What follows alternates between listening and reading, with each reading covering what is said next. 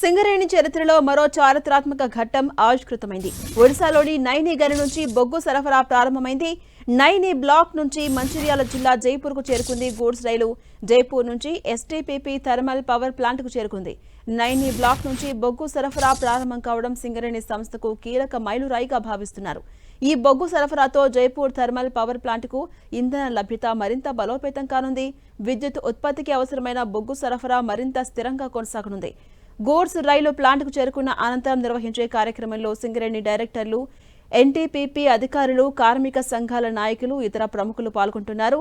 తొలి బొగ్గు రేకు రాకను పురస్కరించుకుని ప్రత్యేకంగా స్వాగత కార్యక్రమం నిర్వహిస్తున్నారు.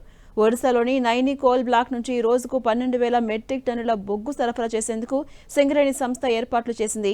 ఏళ్ల తరబడి కాగితాలకే పరిమితమైన ఒడిశాలోని నైని బొగ్గు బ్లాక్ ప్రజాప్రభుత్వం రాకతో పాలకుల చిత్తశుద్ధితో కార్యరూపం దాల్చింది. రాష్ట్ర ప్రజల విద్యుత్ అవసరాలను తీర్చడమే లక్ష్యంగా ఒడిశా నుంచి తెలంగాణలోని సింగరేణి థర్మల్ విద్యుత్ కేంద్రానికి తొలి బొగ్గు రైలు విజయవంతంగా చేరుకుంది.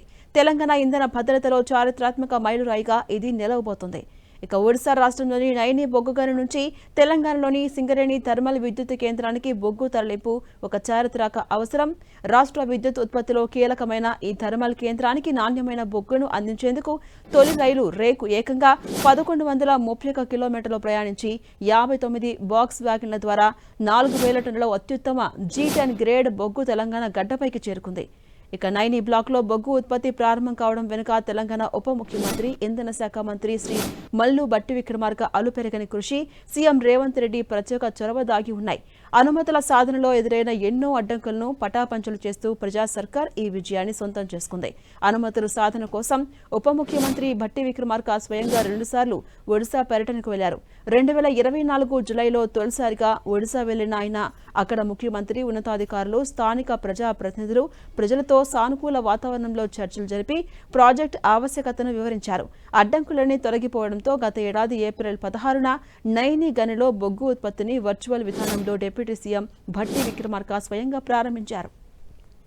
ఇక 6 కాలం శ్రమించిన ఫలితంగా ఇవాళ నైని నుంచి తొలి బొగ్గు రేకు సింగరేణి థర్మల్ కేంద్రానికి చేరుకుని రాష్ట్ర ఇంధన రంగానికి కొత్త కళను తీసుకొచ్చింది.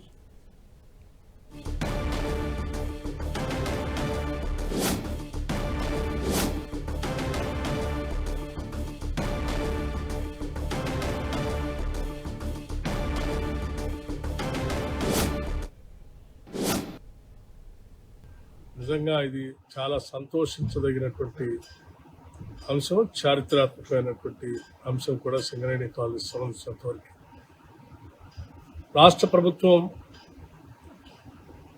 రాష్ట్ర అవసరాలను దృష్టిలో పెట్టుకొని జెన్కో ద్వారా ప్రొడ్యూస్ చేస్తున్నటువంటి పవర్ సెక్టార్తో పాటు సింగరేణి కూడా పవర్ జనరేషన్లో భాగస్వామి ఈరోజు పవర్ ప్రాజెక్ట్ నడుపుతున్నటువంటి విషయం కూడా మనందరికీ తెలిసింది.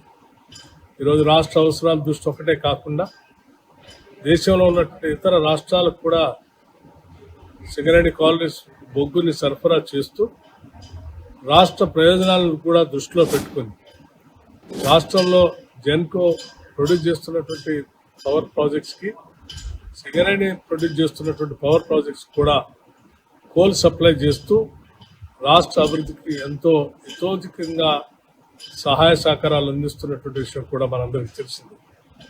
ఈరోజు రాష్ట్ర అవసరాలు పెరిగిపోతూ, ప్రొడక్షన్ పెరిగిపోతూ, రాష్ట్రంలో అనేక అవసరాలను తీర్చడానికి కావలసినంత స్థాయిలో పవర్ ఉత్పత్తిని పెంచుకోవడం కోసం జరుగుతున్నటువంటి ప్రక్రియలో రాష్ట్ర ప్రభుత్వం కోరిన మీదట సింగరేణి తన ఉత్పత్తిని పెంచుకోవడమే కాకుండా సింగరేణి ఇంకా అనేక రకాలైన కొత్త నూతన బ్లాకులను తెచ్చుకోవడం కోసం చేస్తున్న ప్రయత్నానికి రాష్ట్ర ప్రభుత్వం పెద్ద ఎత్తున సహాయ సహకారాలు అందిస్తూ భవిష్యత్తులో ఇంకా కొన్ని బ్లాకులు పొందుతారు. ఇప్పటికే మనం తాడ్చెర్ల 2 బ్లాక్ని పొందాం. నైని కోల్ బ్లాక్ ఆపరేషన్లో తీసుకొని వచ్చి బొగ్గును తీసుకొని రావడం కోసం చాలా చేసినటువంటి ప్రయత్నంలో భాగంగా మొదటి రైల్ రోడ్ వస్తూ ఉంది. భవిష్యత్తులో కూడా మిగతా బ్లాకులు పొందడం కోసం సింగరేణి కాలనీస్కి రాష్ట్ర ప్రభుత్వం కావాల్సినంత సహాయ సహకారాలు అందిస్తూ ఉంది.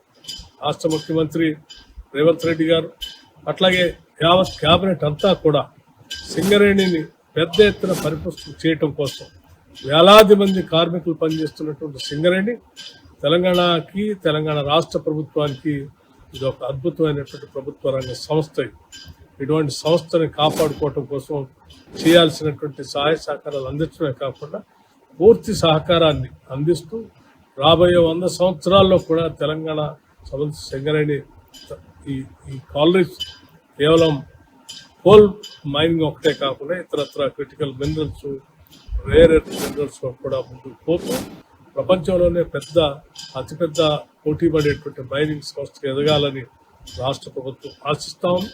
ఈరోజు మరొకసారి నేను ఈరోజు సింగరేణి కాలరీకి సంబంధించిన అనేక రకాలైనటువంటి మైనింగ్ సంబంధించిన మెషినరీ, అత్యాధునికమైనటువంటి మెషినరీ ప్రపంచంలో ఎక్కడెక్కడ అందుతుందో చూస్తున్నటువంటి ప్రక్రియలో భాగంగా ఈరోజు క్యాటర్పిల్లర్ సంబంధించినటువంటి మైనింగ్ ఎక్విప్మెంట్, మైనింగ్ విధానం, అట్లాగే ఇక్కడ జరుగుతున్నటువంటి నూతన టెక్నాలజీ ఆవిష్కరణలన్నీ కూడా గమనిస్తూ గమనించే ప్రక్రియలో ఈరోజు మొదటిసారి మనకి వాళ్ళ నైని బ్లాక్ నుంచి మొదటి రైల్ రోకో కోల్ కూడా సింగరేణి థర్మల్ పవర్ ప్రాజెక్టుకు వస్తున్నటువంటి శుభ సందర్భంలో మనస్ఫూర్తిగా సింగరేణిని అభినందిస్తూ ఇది భవిష్యత్ తరాలకి ఉజ్వలమైనటువంటి భవిష్యత్తు అందించే ఒక నూతన ప్రక్రియ.